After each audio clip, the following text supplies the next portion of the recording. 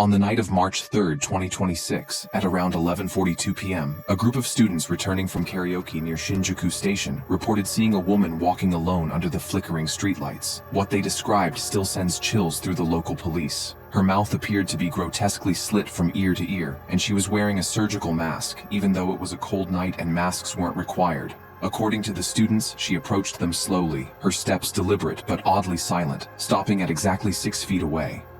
When one of them asked if she was okay, she reportedly lifted the mask and whispered, "Do you think I'm beautiful?" The sheer unnaturalness of her tone, a mix of melodic and hollow, made everyone freeze. One student said she tilted her head unnaturally, exposing the slit that glimmered faintly under the neon lights, and then smiled. Local authorities were contacted immediately, and officers scoured the area until 2:30 a.m., but they found no trace of the woman. CCTV footage from nearby convenience stores shows only a vague silhouette, moving unnaturally fast, and sometimes disappearing entirely from the frame.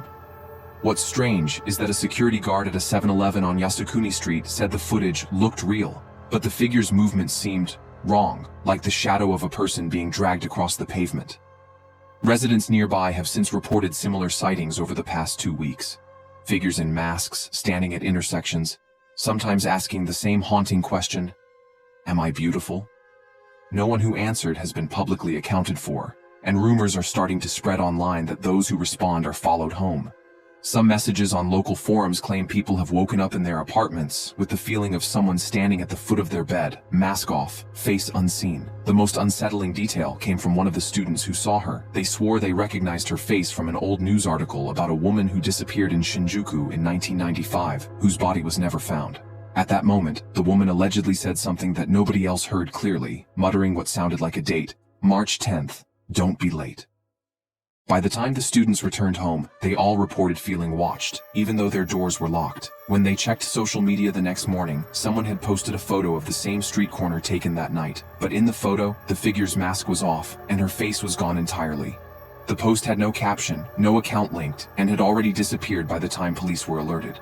Authorities remain puzzled and are urging residents to stay vigilant, but the message online is clear. Someone, or something, is still roaming the streets of Shinjuku, and March 10th is fast approaching. On October 14, 2023, a high school in Osaka temporarily shut down its third-floor girls' restroom after a student was found unconscious inside the last stall. The strange part wasn't the medical emergency, it was what she kept repeating when she woke up. She kept asking why someone had offered her a red cape. The school was Kita Sumiyoshi High School, a fairly normal public school near Sumiyoshi Ward. Nothing unusual had happened there before, at least according to staff interviews posted later in a local forum. But students online started connecting the incident to something older, a Japanese urban legend people usually joke about, aka manto, the red cape. The story says, if you're alone in a public bathroom, usually the last stall, a voice will ask you a simple question. Do you want the red cape or the blue cape?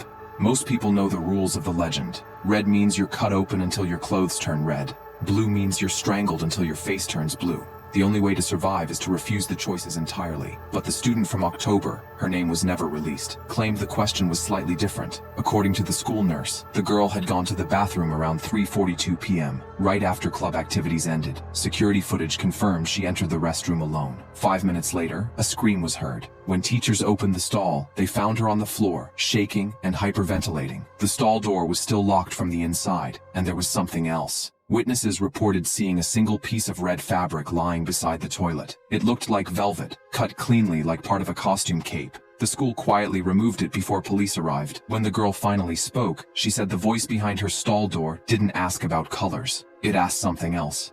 "Do you want the red cape, or the one I'm wearing?" She said she answered neither. But right before she blacked out, she heard footsteps walking away from the stall. Slow, dragging footsteps. Security footage shows something strange here. At 3:47 p.m., the hallway camera outside the restroom briefly flickers. For 2 seconds, the reflection in the polished floor shows someone walking past the camera. Tall, thin, and something long trailing behind them, like fabric being dragged across the tiles. But the hallway itself is empty. The school reopened the restroom 3 days later. Students say the last stall door is now permanently locked. But cleaners working late shifts claim that sometimes around 3:40 p.m. you can hear a voice from inside the locked stall. Quiet, polite, asking the same question. Except recently, there's been a third option. Do you want the red cape, the blue cape, or the one I'm wearing? February 3rd, 2025, a university student in Sapporo, Japan was found unconscious beside the tracks near Shin Sapporo Station at 2:34 a.m. What terrified police wasn't his injuries. It was the sound his phone had recorded minutes before he collapsed. The student, Keita Moriyama, 21, was studying engineering at Hokkaido University. Friends said he left a late study session around 1:50 a.m., choosing to walk home instead of taking the last train. Snow fell lightly that night. The streets were empty, shops along Atsubetsu Cho Street closed, and the air was still. Keita often recorded random things for social media: snowfall, empty streets, late-night walks. That night, he recorded again. At first, it was normal. Streetlights glowing through the snow, boots crunching on ice, his breath visible in the cold. Then, around 2:27 a.m., a sound appeared. A sharp scraping, metallic, rhythmic. Nervously, Keita laughed in the recording, saying it sounded like someone dragging metal across the pavement. Then it repeated, "Teke, teke, teke," like something hard striking the ground over and over. Keita stopped, pointing the camera down the street. At first, nothing. Just drifting snow and empty road. Then something moved near the train crossing barrier. Not walking, sliding. The video shook as he realized what it was. Police later slowed the footage. A figure dragging itself with only its arms. No legs. The lower half of its body gone. The torso dark and wet, leaving a smear in the snow.